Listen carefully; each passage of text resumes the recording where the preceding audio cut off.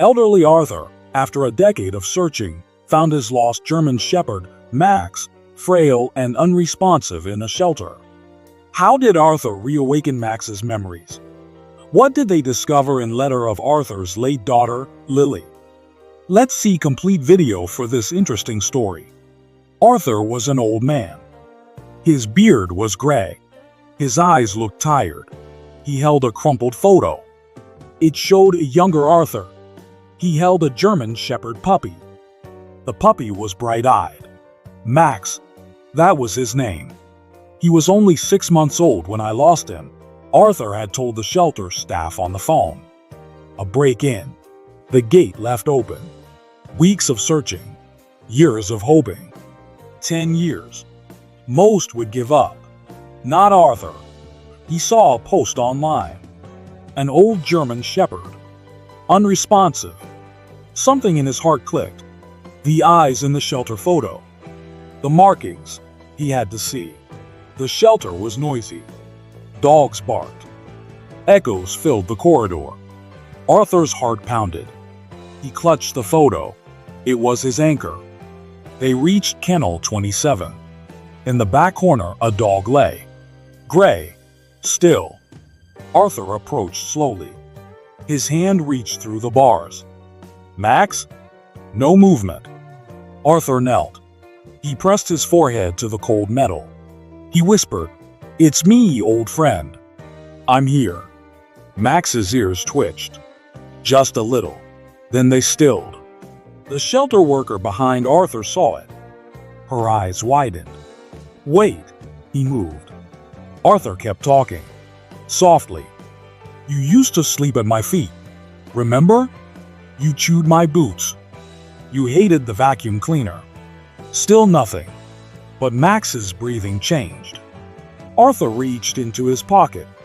He pulled out an old rubber chicken. He squeezed it. Squeak. Max's head turned. A fraction. For the first time in 10 years, his eyes met Arthur's. Something shifted. It wasn't dramatic. No jumping. No barking. But it was real. Max's gaze stayed on Arthur. His tail twitched. Once. Arthur's voice was a bare whisper. "Yes, that's right. You remember me, don't you?" The shelter worker stood frozen. She had worked there for 6 years. She had never seen Max react like this. "He's never looked at anyone like that," she said softly. Max pushed his front paws forward. A tiny movement. His back leg stayed still. But his whole body held a new tension. As if something deep inside was waking. Arthur held the old toy to the bars again. Squeak. Max blinked. He sniffed. 1 step. Then 2. He limped forward. Unsure. Pulled by an invisible thread. The years had been hard. His joints were stiff. His fur was dull. But inside, he was the same dog. Arthur knelt. Tears welled. "You're still in there, aren't you?" Max stopped inches from the gate. He didn't touch it. He just stood. Head tilted slightly. Sniffing the air around Arthur's hands. His nose brushed the rubber chicken. Once. Twice. His breathing changed. A whimper. Faint. Dry. Unmistakable. Arthur broke. "Oh, Max, it really is you." He pressed his forehead to the bars again. Eyes closed. Tears flowed freely. He didn't care who saw. Max didn't move at first. Then, slowly, he pushed his nose through the bars. He touched Arthur's face. It wasn't much. It was everything. The shelter director hurried down the hall. She had heard the technician's excited call. She stopped at the kennel door. Stunned. Is that the same dog?" Arthur nodded, voice trembling. "This is Max. My boy. My family." He fumbled for his wallet. He pulled out old vet bills. More photos. A puppy obedience school certificate. Over a decade old. "There's no doubt. I never gave up. I checked shelters in other counties. missing dog forums. But after so many years, I didn't know if he was even alive. Max now sat. He leaned gently against the bars, still looking at Arthur, still remembering. The formalities took time. The shelter had to verify everything. A vet needed to clear Max for travel, but everyone knew this dog wasn't staying another night. Arthur had already stopped at a pet store on his way. A new bed, a blanket, and a collar were in his truck. The collar was blue, the same color Max wore as a puppy. As evening approached, Arthur sat outside the kennel. The staff made final preparations. Max lay down, but his gaze stayed fixed on Arthur. His eyes were softer now. The bond wasn't fully there, not like before, but a spark had ignited. Sparks can become fires. Arthur rubbed the toy. He hummed a little tune, one he used to whistle on their walks. Max's tail moved again. This time, twice. The metal latch of the kennel clicked, louder than expected. Max flinched, even with Arthur right there, even with the growing bond. That sound held power. 10 years of isolation, captured in a cold, metallic noise. Arthur took his time. He stepped back. The shelter technician slowly opened the gate. He might hesitate, she warned. He hasn't been out of there in, well, almost a decade. Arthur nodded. He knelt again. He held the squeaky toy out. "Come on, boy," he said softly. "Let's try." Max didn't move at first. Then, he shifted his weight. He carefully placed one paw over the threshold. One step. Then another. He paused halfway out, body low, tail tucked. The world beyond the gate seemed too big, too unknown. Arthur didn't call again. He just waited, eyes locked with his old friend. He let Max decide. Max finally stepped all the way out. The shelter went quiet. The hallway seemed endless. Each paw step echoed. Max stayed low. He hugged the wall, unsure of the new ground beneath his paws. His claws clicked on the tiled floor. Every new sound made him jump, but he kept walking. At Arthur's side. Not behind. Not pulled. Beside him. They walked slowly, past other kennels, past barking dogs, past the ghosts of other dogs' paws. Younger dogs, louder dogs, full of energy. Max didn't look back. Outside, the sky was a soft gray. The air was still. The parking lot shimmered in the late afternoon light. Arthur opened the truck door. He placed the new blanket inside. "Remember this, boy?" he asked, his voice full of hope. Max sniffed the edge of the blanket. No sudden recognition, no tail wag, no jump, but Max climbed into the truck. By himself. It was an effort, but there was trust. He curled up. He put his chin on his paws. He looked at Arthur with tired, amber eyes. The door closed. 10 years of waiting were behind them. The drive home was quiet. Arthur kept glancing at Max. Was this real? Was this old dog, this scarred soul, finally with him? Max didn't sleep. He just stared. Still. Processing. As they pulled into the driveway, the house seemed smaller, or maybe life just felt emptier without Max there. The front door creaked open. Max stepped inside. Slowly, one paw at a time. Arthur had prepared everything.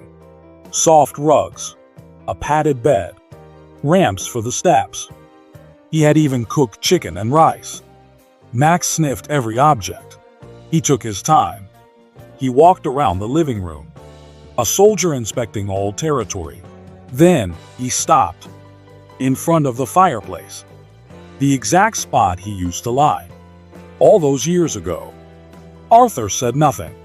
Max lay down. Same position, same corner. He let out a slow, deep sigh. It was the breath of something older than pain. That night, Arthur left his bedroom door open. Max didn't come in. He stayed curled by the fireplace, his back to Arthur. Around midnight, Arthur crept into the living room. He saw something that broke his heart. Max was quietly licking the old rubber chicken. Arthur had left it beside him. Not chewing, just remembering. The next morning, something was wrong. Max didn't get up right away. His front legs trembled. When Arthur tried to help, Max let out a low, strange growl. A sound Arthur had never heard. Something was terribly wrong. Just when they had found each other, Max was fading. His body shook as he tried to stand. His front legs were stiff. They barely held him. His back legs, always slower, didn't move at all. He collapsed onto his side. A dull thud. Arthur was beside him in seconds. "Easy, boy. It's okay." But when Arthur touched Max's shoulder, Max growled again. Not aggressive. Not angry. Just scared. His body ached in ways he couldn't explain. He didn't know if this human, even the one from his memories, could fix it. Arthur pulled back instantly. "Hands up." "Okay. I get it. I'm here. I won't push you." He reached for his phone. His heart raced. He hadn't owned a dog in years. He didn't know what was normal for an old dog, let alone one who'd spent a decade in a cage. The local vet, Dr. Evans, said they could bring Max in that afternoon. The car ride was quiet again. This time, for a different reason. Max lay curled on the back seat. He barely lifted his head. His breathing was slow, shallow. The warmth in his eyes from yesterday was gone. At the clinic, Arthur carried Max inside with a technician's help. Max didn't resist. That alone worried Arthur more than anything. Dr. Evans was a kind woman. She was in her 40s. She had short, dark hair. Her hands were calm. She did a full examination. X-rays, blood tests, joint tests. After nearly an hour, she sat with Arthur in the waiting room. She held a clipboard. "He's in worse shape than he looks," she said gently. "Muscle atrophy, spinal arthritis, chronic inflammation, likely some neurological involvement too." Arthur's throat tightened. "Is this from being confined for so long?" Dr. Evans nodded slowly. 10 years of minimal movement.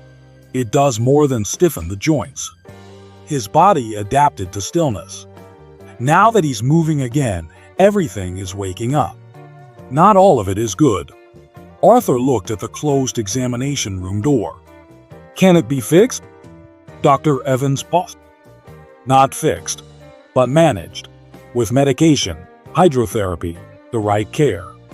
He can be more comfortable. He might regain some strength, but he'll never be the dog he once was." Arthur whispered, his gaze on the floor. "I don't need the dog he once was. I just need him." Arthur made the living room dog-proof. Rugs to prevent slipping.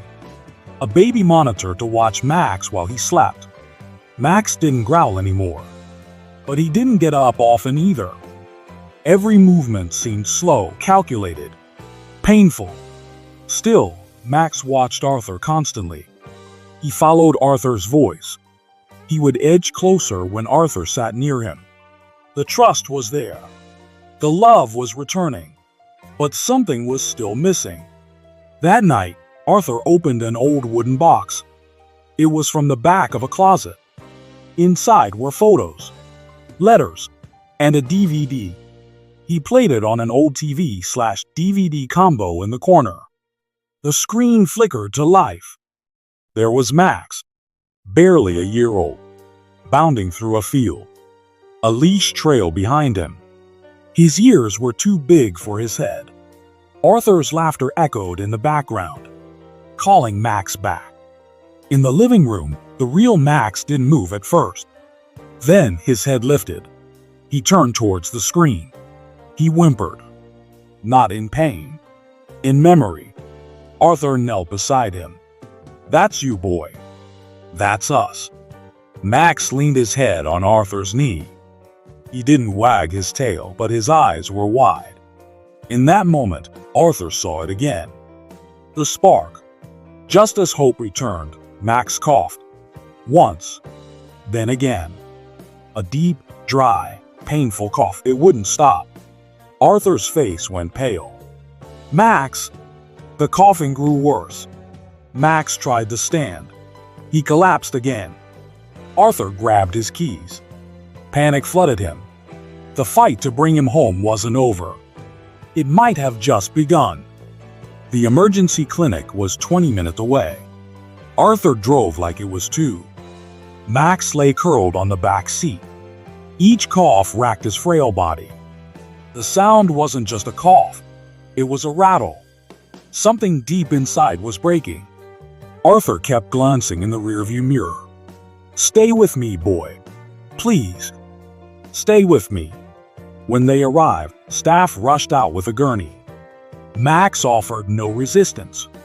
That terrified Arthur more than anything. He stood in the waiting room, fingers laced, jaw clenched. He had just gotten Max back. He couldn't lose him now. Time crawled. People came and went. Arthur didn't move. Finally, a young vet in dark scrubs approached. Dr. Green, early 30s. Sharp eyes. Gentle voice. "He's stable. But that cough, it's not just his age.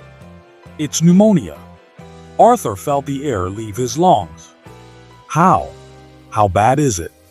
It could be aspiration. From lying down too much. Or water going down the wrong way. His immune system is weak. And his lungs, well, they're tired. Arthur nodded slowly, trying to process. "We're starting antibiotics, 4 fluids, a nebulizer every 4 hours. But this isn't an overnight fix. Can I stay with him?" The vet hesitated, then nodded. "One person. Quiet room. You can sit with him. But be prepared. He's fighting, but his body has been through too much." The overnight room was quiet, lit only by the soft glow of machines. Max lay on a heated mat. A nasal cannula supplied oxygen. His chest rose and fell slowly beneath a blanket. His eyes were half closed, but he was there. Arthur sat on the floor beside him. "Remember the river trail? You always used to race ahead, then run back, just to show off. You were a menace." Arthur chuckled through tears. "But you were my menace." Max stirred slightly. His eyes blinked. A soft grunt escaped him. Arthur reached into his jacket. He pulled out the old rubber chicken. The same one, now soft and warm. He placed it beside Max's front paw. For hours, Arthur sat. He talked. He hummed the old tune. Just like that first night they were reunited. Occasionally, Max's ear would twitch. At 3:12 a.m., Max moved. His paw, touching the toy, twitched. Then, it curled around it. Arthur held his breath. Max lifted his head an inch. He let it fall back, but his tail, it moved. A slow sweep across the blanket. Arthur smiled through his tears. He gently pressed his forehead to Max's. "Still fighting, huh, boy?" The next morning, Dr. Green came in with better news. He made it through the night. He's responding to the medication. It's small, but it's progress. Arthur breathed out for the first time in hours. "I'll do anything. I'll stay here every night if I have to." "Let's keep him here for 3 more days," the vet said. "Then we get him home. Gently. No stairs. No sudden changes. He's fragile, but he wants to live." On the last night at the clinic, Arthur slept beside Max. His head rested on the edge of the dog bed. Around 2 a.m., he woke. He felt warm breath on his hand. He opened his eyes. Max was sitting up, weak, but alert. His eyes were fixed on Arthur. Then, Max slowly licked Arthur's hand. A full, deliberate lick. Grateful. It was the first kiss in over 10 years. 5 days later, Max was discharged. He couldn't walk far. He still coughed at night. The weight loss was obvious beneath his fur. But something was back in his eyes. He had fight again. Arthur had turned the house into a recovery haven. Soft mats everywhere. No slippery surfaces. Water bowls in every room. A small ramp leading to the garden. He'd even bought an orthopedic dog bed. He placed it by the fireplace. Max's old favorite spot. When Max re-entered the house, he paused at the doorway. He sniffed the air. Then, he limped directly to the fireplace. No hesitation. He curled up in that exact corner. He turned his head to Arthur. He sighed, as if to say, "I'm home." Recovery was slow. Every morning, Arthur massaged Max's joints. Every afternoon, they sat on the porch. They breathed in the quiet. Every night, Max rested beside Arthur's bed, breathing softly, sometimes wheezing, sometimes snoring. Arthur kept a journal. Food intake, medications, cough frequency. But mostly, he counted tail wags.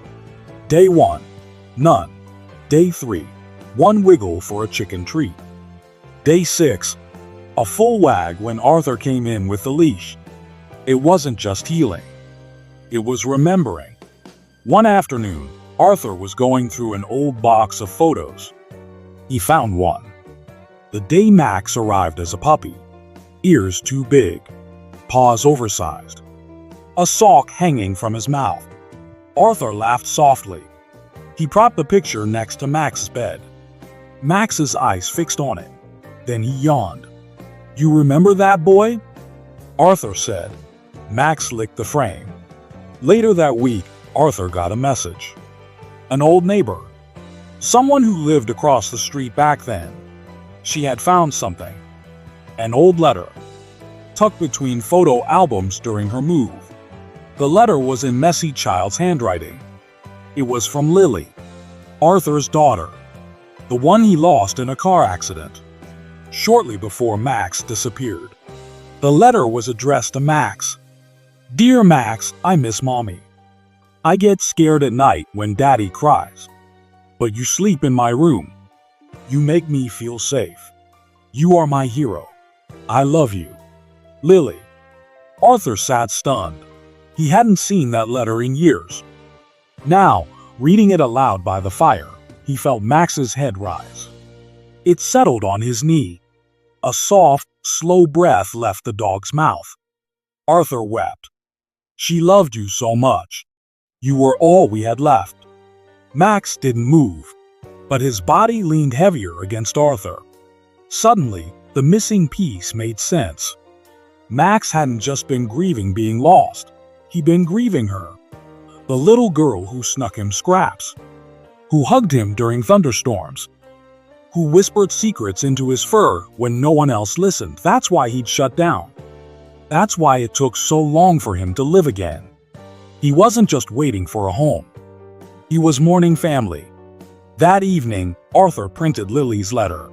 He framed it. He hung it above the fireplace. For the first time, Max let Arthur cuddle with him on the rug. They lay together, man and dog. 2 survivors. Different heartbreaks. Same kind of love. The next morning, Max didn't come when Arthur called. He was breathing peacefully. But he didn't want to get up. Arthur knelt beside him. He rubbed Max's ears gently. Max opened one eye, then the other. He nuzzled the framed photo of Lily with his nose. He stayed still. Max didn't move for most of the morning. He lay curled by the fireplace. His chest rose and fell gently.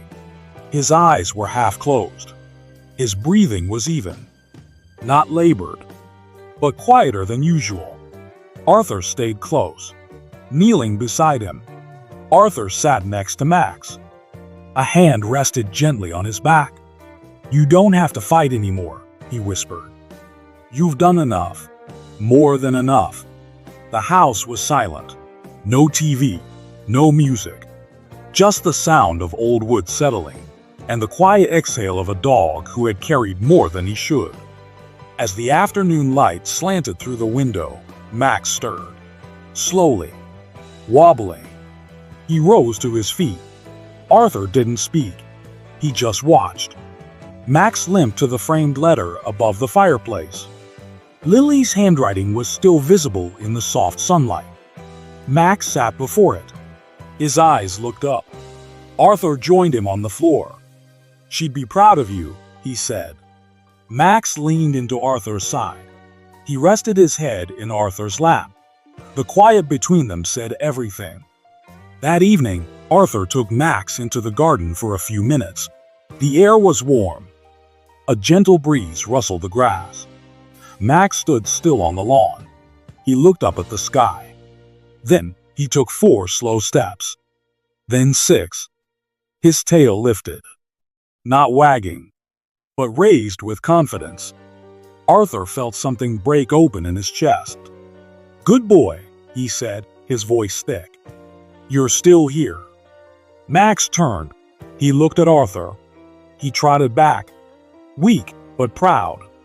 When he reached Arthur's feet, he did something he hadn't done in over 10 years.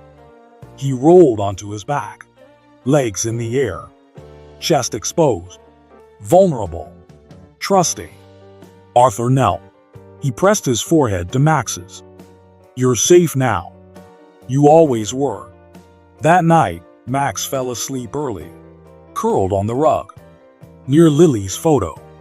Sometime later, Arthur fell asleep too, beside him, his hand resting gently on Max's back. When morning came, Max didn't get up, but he looked peaceful, as if everything he'd waited for, every moment he carried, had finally come to rest. He had come home, he had been loved, and he had let go in peace. A week later, Arthur returned to the shelter. He didn't go to adopt a dog. He went to share Max's story. He brought copies of the photo, the letter, and Max's daily tail wag tally. He sat before kennel 27, now empty. He placed a small plaque on the gate. Max waited 10 years to be found, but never stopped loving. At home, Lily's letter still hangs above the fireplace. Next to it, there's a second frame. It holds Max's collar, faded blue, still intact. Arthur lights a candle every night, not in sorrow but in gratitude, for a dog who waited longer than anyone should, for a bond that never broke, for a love that healed both ends of the leash.